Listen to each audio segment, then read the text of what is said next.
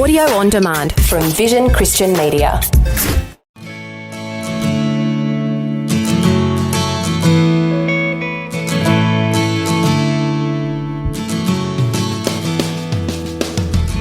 It's not about the screens or even the content, it's about the connection. And so if we can find opportunities to connect and embrace relationship using screens, to play games with our kids online, well then it creates this wealth of invitation and connection that then allows you to put the boundaries and challenges in place which are needed for healthy screen time behaviour. Get off your phone. You gaming again? Sound familiar? Many parents want to know how to make smart decisions when it comes to smartphones and technology. Our guest today is Daniel Sih. He's a former pastor, TED speaker, and the CEO of a productivity consulting group called Spacemakers. He's also an author of a book called Raising Tech Healthy Humans. This is part 2 of a conversation as we discuss strategies for dealing with devices in your home and why it's so important for your child physically, psychologically, emotionally, socially, and spiritually. That's Daniel Sih, along with my wife Kate, and I'm Brett Ryan for Focus on the Family, Australia. Well, welcome back to the program. Yeah, great to be here again. Thanks, Brett. Now, we only just touched the surface about some of the challenges, but for those who didn't hear part 1, we're talking about technology and kids, and many parents are also leaning in right now to say, what can I do about getting control back with my kids? Because the horse is almost bolted. Why is it so important that we talk about this and to help parents with giving them some hope? Yeah, look, Barna research said that I think 70% of parents say they believe it's harder to raise kids nowadays than when they were kids, they're guessing. And the number one reason is technology and social media. So I think what that says to me, and anecdotally, I don't need the research, is that having a plan and a strategy and an understanding of how technology and parenting works is not a side hustle to parenting anymore. It's actually right at the center. If you don't have a sense of how you might approach technology or a philosophy for your kids, very quickly they will be discipled and led away by the apps and games that have been created for their entertainment. So it's not their fault that they've been born in the digital world, but we also, as the adults, can have some control. And so we're talking about getting in early rather than later. Yeah, absolutely. I talk a lot about resetting our kids' habits, or at least setting them up with great habits.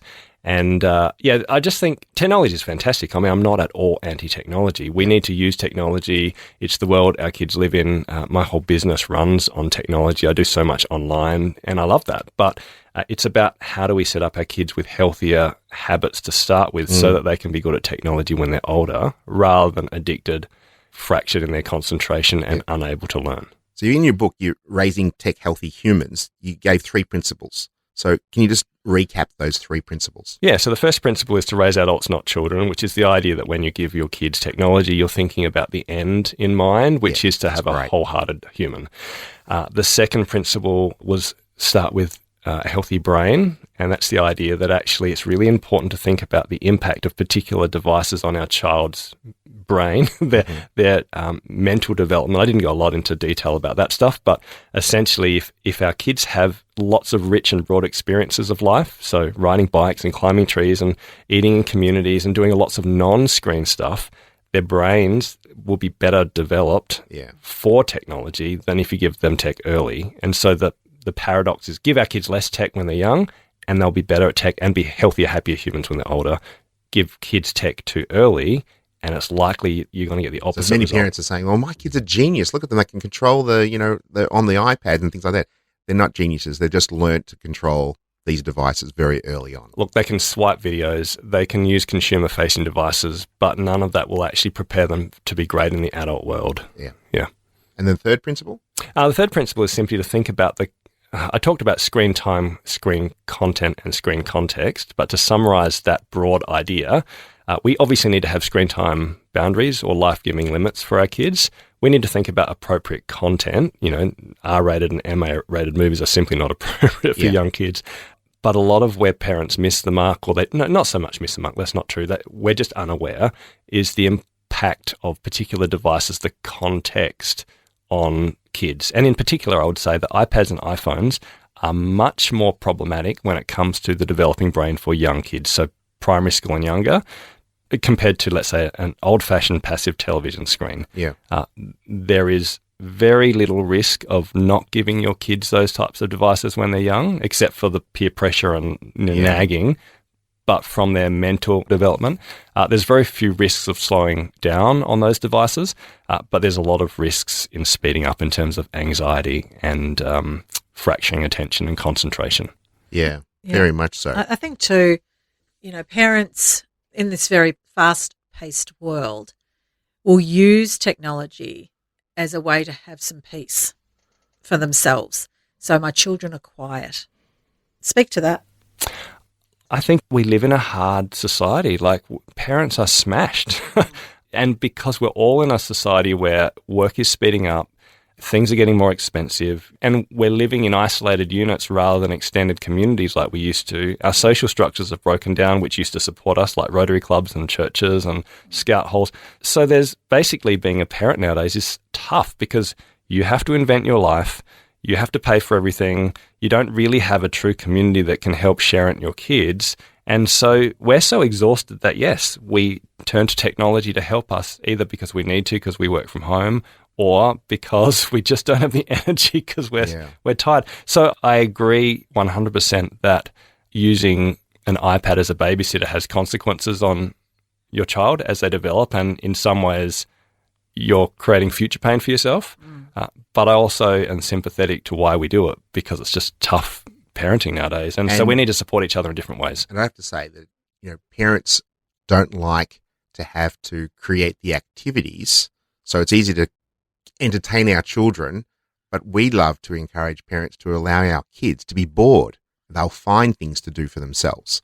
Yeah, I 100% agree. What I wrestle with is, when I was a kid, my parents would say it's the weekend, head outside, right, and be bored. Yeah. But I would go outdoors and all the kids were on the street and they were riding bikes and using skateboards and they were adventuring out. And so we would be bored, but we would be bored in a culture where everyone was doing that together, and so we had a community. Nowadays, if I send my kids outside in the street, there's crickets. Like, it's just them. Yeah. Because every other kid is inside being safe online or safe indoors being sedentary. So it makes that idea of parenting harder because we're not in a communal context. We're in rather than our children growing up in a play-based culture, Jonathan Haidt, who writes some fantastic stuff, says we now have a screen-based childhood. Yeah. So rather than a play-based childhood, a screen-based childhood. And that makes parenting so much tougher, because if I want to teach my kids to ride a bike or go outdoors, it's up to me as a parent to teach them rather than just send them outdoors and let the community teach them. And so it makes parenting harder. On YouTube how to do it themselves. Yeah, how do I actually? Does that make sense? And so I'm sympathetic again that I 100% agree that we need to give our kids adventures. I mean, one of my chapters is let's teach our kids to get outdoors and get sunshine and fall down and get up again. Yeah. Learn to risk take. Learn to risk take, because, dying and respawning on Fortnite is not at all the same and won't give them anywhere near the same life skills as actually falling down off a bike and getting back up. And mums, it's okay for your kids to get hurt. Absolutely. Yeah, climb a tree and do all those things because they build resilience. And even breaking their arm. Yeah.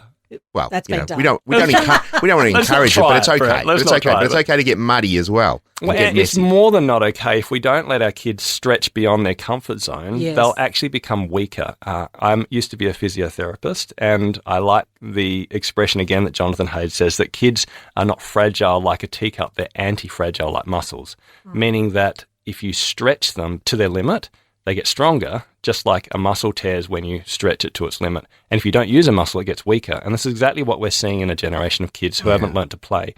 But again, it's hard in a cultural context where everyone's indoors on screens. It makes parenting hard because it's kind of up to us to teach our kids to live real life because the community is not teaching them. Right. The thing with primary age children and little ones is being bored doesn't necessarily mean being outside. They can, learn to play with blocks and create things. And we've watched one of our grandsons do that. They have little kitchens and a cafe. They make a cafe up and they get creative. But they did that out of boredom. Mm-hmm. They had bought them a little kitchen there, and they watched their mum cook and all of that. And so they created their own cafe. And it's absolutely fantastic. But if they don't have the space to do that in their minds, then they don't. So it's not necessarily being outside. So we know what the problems are. Let's give some hope to parents. And so we're going to go through a little bit about what parents can do and how to go about it right after this break. We're speaking to Daniel Sih, our guest today, for Focus on the Family, Australia.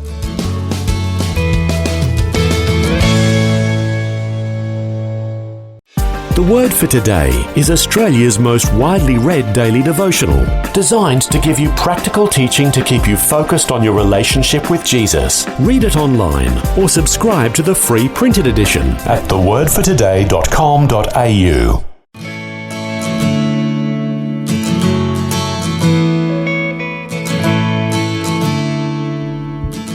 Well, welcome back. We're speaking to Daniel Sih, and you're listening to Focus on the Family Australia, and he's the author of Raising Tech-Healthy Humans. Well, before the break, we were talking about some of the challenges that parents are facing when it comes to technology and parenting. Let's get them some tools about what they can do. So where could they start? This is not just the ABC and it's all guaranteed. It's becoming a change of lifestyle in how we do the rhythms of our family life. Yeah, absolutely. And look, I tend to start with either two areas. One where you look at screens and how you set kids up with screen limits or different devices. The other idea is to probably go off of what Kate and I were riffing about before, which is to start with non-screen rhythms, because I think the secret to tech-healthy parenting is to actually help our kids experience a broad range of life-giving, wondrous experiences that are non-screen based. And that's actually the foundation for how you might then use technology. So why don't we just start with a few of those things? Absolutely. Yeah. And anyone can do this. Like from the research and my experience, one of the simplest, most valuable, life-giving things I would encourage families to do if they're feeling overwhelmed or unsure about how to navigate technology in kids is to have a tech-free meal.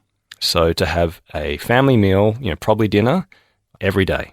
Yeah. Sit around a table, don't have a TV, don't have screens, make the table sacrosanct in the sense of it's not a device-based dinner table. And parents have to follow that. If the phone rings or don't answer, it needs to be away. Well, we have to role model, don't we? We've got a role model. It can't be like, hey, I've got this idea, let me look it up on YouTube or Google. At the table, it's like, no, parents have to model exactly what they want. So the table becomes device-free and you eat regularly. And the research around this is amazing. I mean, kids who eat just a family meal every day, they end up with better mental health, higher grades, better homework skills. They have less debt when they're older.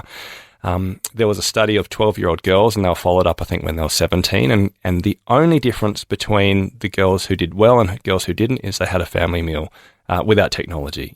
Kids were less likely to be pregnant, less addicted to marijuana, better mental health outcomes. So it's just something we can all do. And it has nothing to do with what you feed your kids either. So you can give them organic broccolini with chia seeds, or you can get them $2 Woolworths pizza that tastes like cardboard, and it doesn't matter. The outcomes are the same because it's not about the food you eat. I mean, health outcomes might change, but what matters is communicating and bantering, talking with people you love, and having real person interaction, and that can transform lives. And we can all do that. And if you'd like some help in having conversations, we've got on our website at families.org.au some conversation starters, because if you're unfamiliar with this, start the conversation, and get the kids to have, everyone has a say. And I've heard of a high-low, what's a highlight, what's a low light, but everyone gets to have a voice. Our favourite is, just like you mentioned, what's your high-low, gruffalo? So what's your high point from the day? What's your low point from the day? And what's a gruffalo? So something funny, interesting, quirky. Gruffalo. That's fantastic. I love that. That's our favourite question. We've got lots of questions we ask around the dinner table, but that one has lasted for years. And it's amazing that you're teaching your kids to reflect on their day, the positives, you're learning to accept negative emotions and painful experiences. And often the gruffalo is stuff that is either just funny or it just shows what the kids are engaging in their life. And that simple question can transform your family. Yeah. I love the way you, just a minute ago, you said bantering. Bantering is highly underrated because I think just as you laugh with your children, it creates bonds. When you laugh over a funny thing, whether it's a comedian or I don't know, we've got, and I'm going to say some tech stuff, so some funny movies where we, we'll bring up a line every time we do something specific. And those kind of interactions where we just laugh all together, spending time, just create bonds and a tight knit, because what it does is you've got things that are just specific to your family. traditions. Yeah, you've got Traditions. ends together, you know. Well, the Bible also refers to a merry heart doeth good like a medicine, and it's medicine for the soul. It's medicine for their minds, body, soul, and spirit, and Their health. and also not only having the great opportunities, but also to have conversations about faith and bringing God into our everyday conversations. So as you said, we need to have some outside rhythms. What other things could we do to help our children get off our devices and have the new rhythms in our household? Well, why don't we look at a tech positive rhythm, and then we can look at how do we get our kids off devices. Is that okay? Yeah. So because we can use technology to, again, banter and connect and have what the Gottmans call bids with one another, in the sense of we can make a bid towards our kids and have foster connection through technology. So we love family movie nights. It's served us really well. You know, we've had a Friday family movie night for many, many years. It started off with watching Cars and other kind of animation movies. Do you mean that stopped? We're still there. Our sons are, 30, 27 and 25. We're like, what will we watch? Cars. I reckon he'll circle back round again. And then obviously we're watching, older movies now. Our kids are teenagers, but it's gone back to the Aristocats. It's going to be Singing in the Rain next. That's right. Any minute now. Yeah, sounds good. But look, it's a great way to connect. So to use technology where possible to talk about your kids' characters, to talk about what YouTubers they like, to hear about their stories. Now, I don't love what they're watching sometimes, and I'm certainly not always interested in the celebrities that they find fascinating, but it's not about the screens or even the content, it's about the connection. And so if we can find opportunities to connect and embrace relationship using screens, to play games with our kids online, well, then it creates this wealth of invitation and connection that then allows you to put the boundaries and challenges in place, which are needed for healthy screen time. I think that's really good to know. There are a lot of positive things, and that is one connection point. Tell me, why do you like this game? Or what's the trick you're trying to, and you become the student and they become the teacher, and that creates this rapport that's, what? I know more than you, Dad, or I know more than you, Mum. And that becomes a really powerful thing, an opportunity. And showing interest in something that they're interested in that doesn't grab you, but you're taking the time. And so that just speaks volumes to them.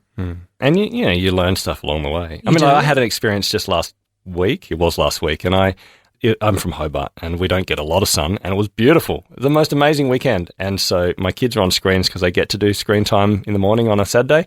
I headed out and I did stuff outdoors. I enjoyed myself, and I came back and my daughter was still on her phone. I'm like, and just everything in me was like, what are you doing? It's like a beautiful sunny day and here you are, you're on screens again. And I just wanted to go, ugh! And I get so annoying as a father. But in this situation, I walked in and I was immediately feeling grumpy, and my daughter looked at me and said, oh, hey, look at this thing I found, on YouTube or Snapchat or something. And I really just wanted to go, no, get off your phone, get outside. But in this situation, luckily, I didn't do a bad dad moment. There's been plenty of them. And instead I was like, oh, okay, I'm interested, and I had a look at it. And look, I wasn't necessarily enamored by what I saw on the screen, but we had a conversation. And that conversation told me something about where my daughter was at, and we had a connection. I made a bid, great. She made a bid. Yeah. And then later on it was like, hey, it is beautiful outdoors. Isn't it time to X, Y, Z? But do you know what I mean? It's that navigating invitation and challenge and trying to flex where you can to connect, and maybe sometimes go against your instincts to go, get off your screens, in order to have a connection and obviously then a mature conversation when you can. Which is great, because that kind of leads into, really, if we do react, we drive a wedge rather than a connection. And so if you'd gone in like that and then said, we should go outside, I'm not going outside. Whereas you saying, well, it's beautiful outside, why don't we all head outside? Because you'd engaged her where she was at, she feels free then to engage where you want to be at. But do you know what I normally do, Kate? I normally go, why? I'm just kidding. No, not normally, but I do that too much. But what I've also learned, which is fascinating, because of my faith and because of what I've learned, I'm very good at repenting, I suppose. So I say sorry. Yes, of course. I'm very good at saying, look, I'm sorry that I reacted. I was unfair. I was blunt, and I didn't listen. And what I've noticed is actually my kids, particularly my youngest, is starting to become really good at apologising when he makes mistakes. And so even when we stuff up, I suppose what I'm trying to say is there's an opportunity through your technological stuff ups as parents to then model humility and apology and change.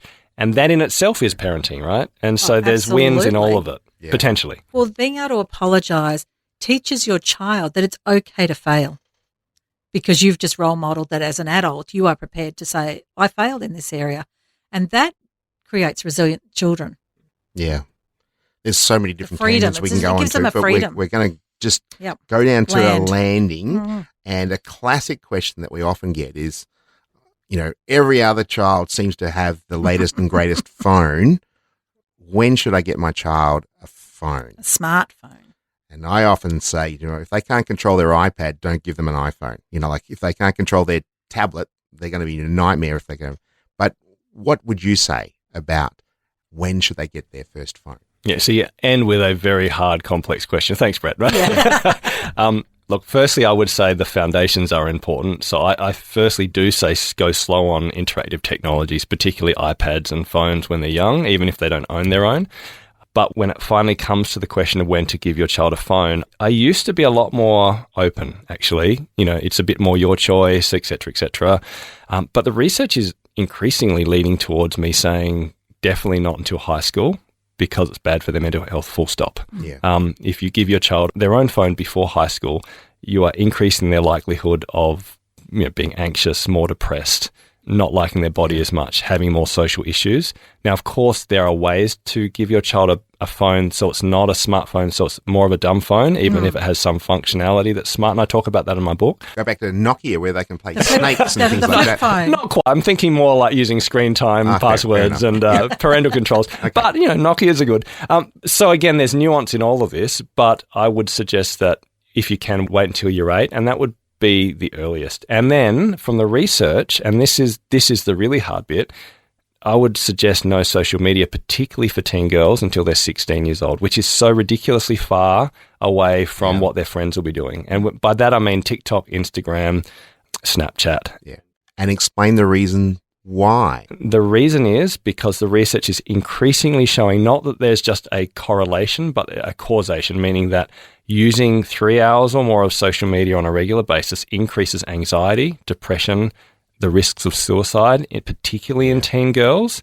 For boys, it seems to have an impact as well, but just not as significant. I won't talk about boys yet, but particularly for girls, the research is quite strong. Yeah. And it's not until 16 that kids have a somewhat developed prefrontal cortex, which means they have the ability to regulate their moods and emotions and have some semblance of self-control on these highly addictive devices. Yeah. Now, again, I don't want you to feel bad if you followed everyone else, because even we made a decision to give our daughter a phone at 15, and then we allowed her to have 20 minutes of Snapchat at 15 and a half, which is a bit earlier than 16. So again, but it was a limited amount. But to give your kid open slather social media without set amounts of limits on a particular app leads them to reach towards the average teenage use, which is 3 to 5 hours a day of social media, because they are just highly addictive apps. Yeah, very much so. For those who have got a faith, how do we apply raising healthy humans and our faith together? I mean, I just go back to what it means to be a disciple or an apprentice of Jesus. Jesus says in Matthew 28, go into all the world and make disciples, or mathetes. And I think the best word or interpretation of that, the Greek word mathetes, means disciple or pupil or learner, but probably an apprentice. And by an apprentice, it's someone who is shaping their heart, their mind, their soul, their strength around the person of Jesus, to be more like him if he was you. And so I think we want to think about how can we help kids shape their heart, mind, soul, and strength around the person of Christ so that they can live a full, healthy, happy, joy-filled life.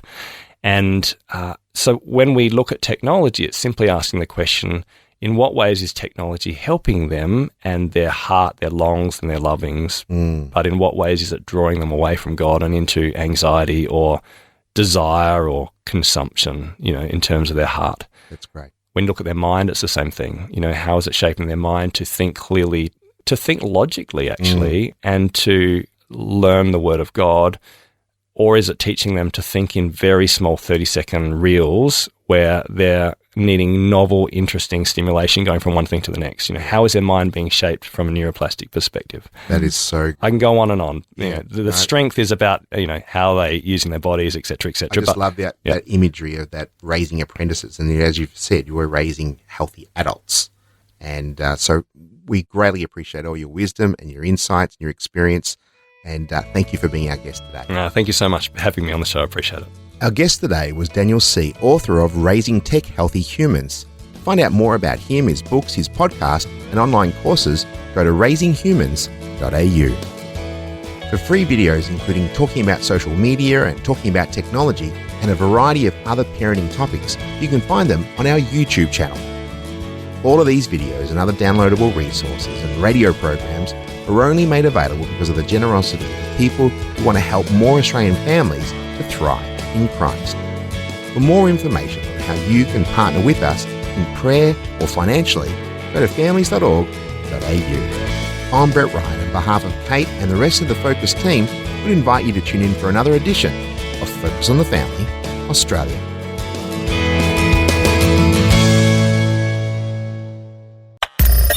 Thanks for taking time to listen to this audio on demand from Vision Christian Media. To find out more about us, go to vision.org.au.